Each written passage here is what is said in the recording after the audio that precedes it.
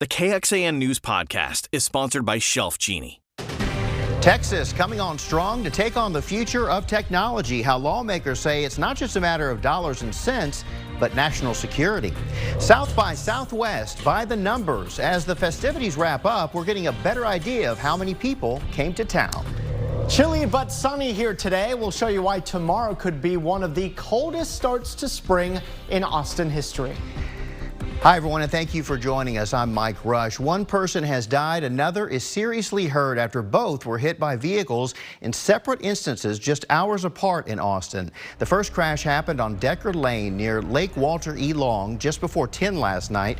EMS officials say the person was killed. The second crash happened in North Austin around 5:30 this morning on the North I-35 service road near Baywood Park. Officials say that person was hit by multiple vehicles and taken to the hospital with serious injuries.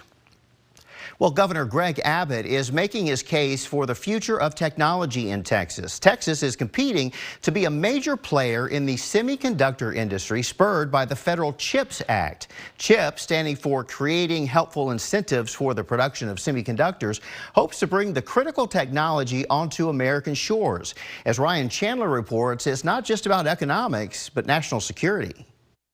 This is a global race for technology dominance. Governor Abbott announcing new legislation to raise the Silicon Hills to new heights. This is a race that Texas must win. The Texas CHIPS Act hopes to capitalize on the $54 billion Congress passed in the Federal CHIPS Act. The bill would establish a fund to provide grants for bringing the business to Texas and would encourage Texas universities to produce the talent they need. This is a once-in-a-decades opportunity, really for the country to bring back a critical part of our infrastructure back on shore. Right now, almost all of the world's most advanced chips are produced offshore in Taiwanese factories under threat from China. If, God forbid, China does invade Taiwan and they own 90% of the advanced semiconductor chip manufacturing, it will put us in a world of hurt. Texas Congressman Michael McCall championed the Federal CHIPS Act with Democrat Lloyd Doggett. They gathered industry leaders in Austin this week to work on what he says is not just an economic opportunity, but an impending security threat. Do you worry that in terms of China's threat to Taiwan, our current semiconductor supply chain is going to be disrupted before we can see the full impact of chips?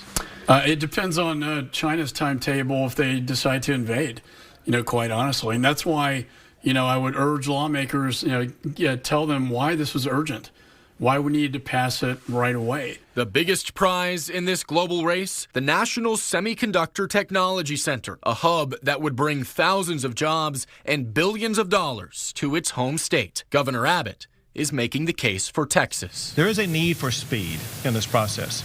No state can match the speed that Texas provides to ensure that we will be up and running, manufacturing the chips that will propel the next generation of technology. Ryan Chandler, KXAN News. First warning weather with meteorologist Nick Bannon. Well, after a cloudy start, temperatures really rebounded nicely as we got into the afternoon, and you could see all that sunshine in Liberty Hill from our Whittlesey Landscape Supplies camera, which actually helped our temperatures to push into the low 60s in many areas, although most of us now have fallen into the upper 50s. We still have a couple of low 60s in places like Llano and Marble Falls. Right now in Austin, we're in the upper 50s. So mostly clear skies across central Texas right now.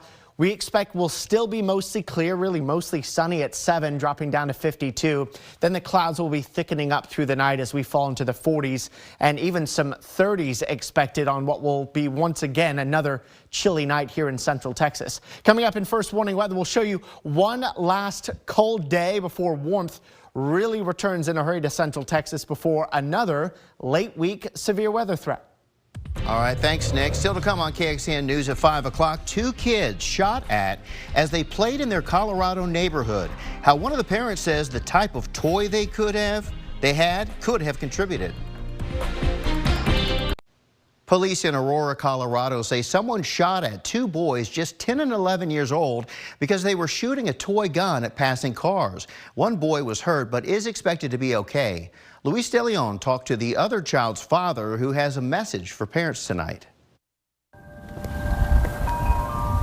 In any neighborhood, you might expect to see kids playing. He plays with a lot of the kids in the neighborhood, or at least, on this block. So. And that was the case for James Fahey's son, who had a friend over Friday night. Everything was fine, I just heard them laughing, playing. He says the boys... So it's pretty loud. We're playing with these in the yard, gel blasters. They fire small and colorful water pellets that pop on impact. Fahey says he was outside moving things in the garage when he says the boys made their way over to a back fence at the end of the street. The boys went through a gate to get onto the sidewalk of Alameda Parkway and fired at cars. According to Aurora police, someone in one of the cars fired back. They say someone in the passenger side of a white Subaru hatchback or sedan rolled down a window and shot at the kids. Police still don't know if it was a firearm or a pellet gun. Out of nowhere, I heard my son yell, "Run," and I could hear, someone running, and then a loud bang. Fahey's son was okay, but his friend, a 10-year-old, was grazed in the leg and taken to the hospital by his parents. Whether, the person was trying to just scare the boys, shooting at them, and didn't intentionally try to shoot him, or if that was his intent. But either way, I think that, that's ridiculous. Fahey acknowledges that the boys should not have been firing at the cars, but hopes all this sends a warning. I would say if you do, have one, or your children have one, or if you do buy one, and your, children are outside with one of the Orbeez guns, I would be with them the entire time. The sunshine today helped us get out of the 50s, only into the low 60s though. Should be closer to 74 degrees. Spring begins tomorrow, believe it or not, at exactly 4:24, and tomorrow looks colder than today. We'll show you when temperatures rebound and updated timing on our severe weather risk later in the week in First Warning Weather. This KXAN News podcast is brought to you by Shelf Genie. I'm Rosie Newberry from KXAN Studio 512. Considering replacing your kitchen cabinets? Struggling to find or reach things? Go to shelfgenie.com/Austin. Shelf Genie designs custom pull-out shelves for your existing cabinets, adding convenience and value to the most used room in your home. Shelf Genie custom pull-out shelves, everything in reach. First Warning Weather with meteorologist Nick Bannon. Not a bad final full day of winter here in Central Texas. It sure felt like it though, right? Low 60s for highs. Now we're in the upper 50s from our Whittlesey Landscape Supplies camera in Southeast Austin looking toward downtown. A pollen check for you. Mold and oak are both low and lowering than yesterday, so we're reasonably comfortable from an allergy perspective right now. You see the temperatures across the state, 50s and low 60s, and most areas warmer than yesterday. But I actually think we're going to go in the other direction for temperatures tomorrow. As clouds thicken up, tomorrow should be colder than today. Notice how temperatures cool off tonight. By 10 o'clock, most of us in the 40s, and then we keep these numbers falling into tomorrow morning. Plan on widespread 30s to begin your Monday. There could be some isolated areas close to freezing in the hill country tomorrow morning. I think most areas will be above freezing, though. A little warmer in the morning in the hill country tomorrow compared to today. While we have cleared out the clouds temporarily right now, I do expect more come in as we head into the day tomorrow, and that's what's going to be responsible for temperatures tomorrow being colder. So tonight, increasing clouds, a low of 39, one last cold night. It's our last night in the 30s on our 7-day forecast. Looking gray and chilly for the day tomorrow with a high of 58. As we mentioned, spring begins in the afternoon. Tomorrow may actually be one of the coldest spring equinoxes in Austin history. The coldest was when we got down to 48 for the high temperature in both 1965 and 1970. We're forecasting a high tomorrow of 58 in Austin, so not quite the coldest, but it's one of them. I just posted a blog on the topic on KXAN.com if you want to read the specifics and numbers there. We start warming up on Tuesday up to 70, 81 Wednesday, 80 on Thursday. We should be around 74 this time of year, so already by the middle of the week, the temperature's rebounding nicely. As the warmth comes in, so does the humidity, though. You're going to start noticing that increasing on Tuesday, which will be a muggy day, but then we're humid to almost very humid on Wednesday and Thursday before our next cold front comes in to knock down the humidity. That next cold front coming in a similar way to the last few cold fronts, Thursday into Friday. Thursday, spotty showers and storms during the day.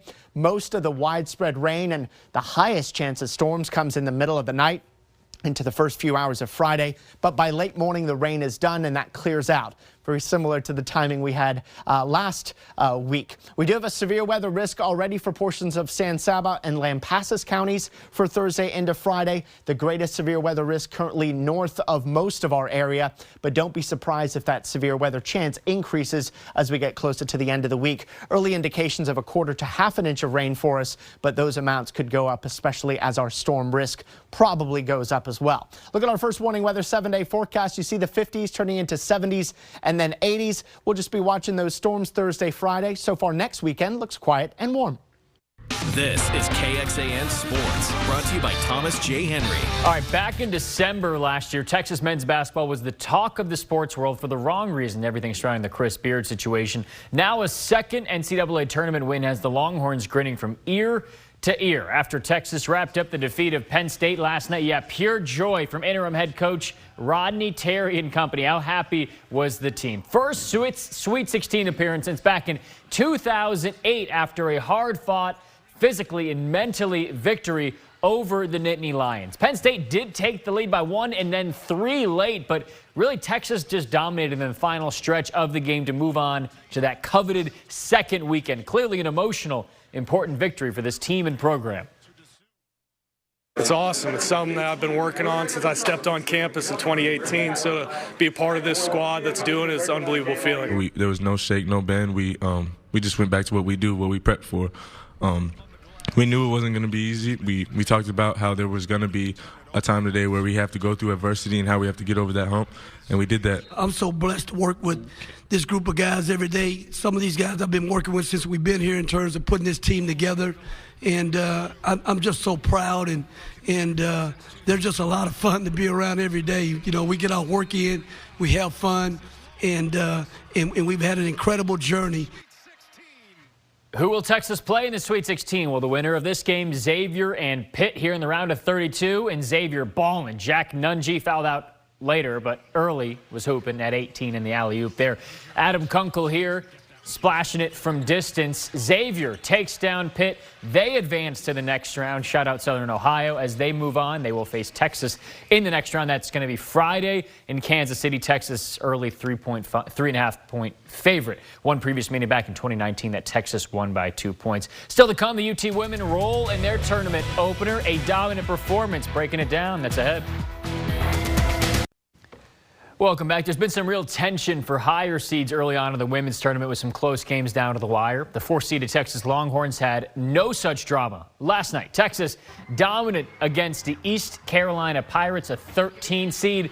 A lot of big accomplishments in the game. We'll start with Shaylee Gonzalez, 2,000 career points, the transfer from BYU. Taylor Jones also hit 1,000. Sonia Morris checked in the game. Last played in early February. Missed 10 big ball games. Checked in 4 points in 14 minutes. Overall, a very positive night for Vic Schaefer's crew. There's over 3,000 points sitting here next to me between the two of them. So it's a really special night for all of us and for our team. But it's really cool to be there and to be able to present Shaylee with this ball, just a commemorative of the night. I'm just super proud of my team, and we came in here and we knew it was going to be a dogfight, and we knew that we needed to be focused mentally and physically, and especially after that last game, we were very frustrated and we were just ready to play again. Then obviously Shaylee Gonzalez talking Longhorns and Louisville tomorrow at 6 for a spot on the Sweet 16 on the line. Gotcha. All right. Thanks a lot, Noah. We'll be right back. Stay with us. That is going to do it for us. We do appreciate you watching. Have a great evening. See you back here at 10 o'clock.